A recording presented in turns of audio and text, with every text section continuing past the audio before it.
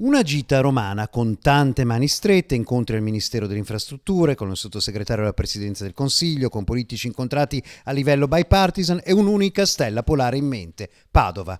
Si è parlato del raddoppio dei binari dell'Interporto, di riqualifica della stazione ferroviaria, di sicurezza e soprattutto di percorsi condivisi da intraprendere tra amministrazione comunale e governo, indipendentemente da quale ne sia il colore. Ho fatto solo chiarezza con tutti quanti sugli obiettivi che abbiamo, su quello che stiamo facendo come capitale volontariato, come USPICTA, manifestazioni. Padova è una città che è al centro dell'attenzione nazionale, perché Padova è una città non grande, non piccola e costituisce un laboratorio, che è un po' quello che ho già detto, costituisce un laboratorio quello che forse sta facendo Roma.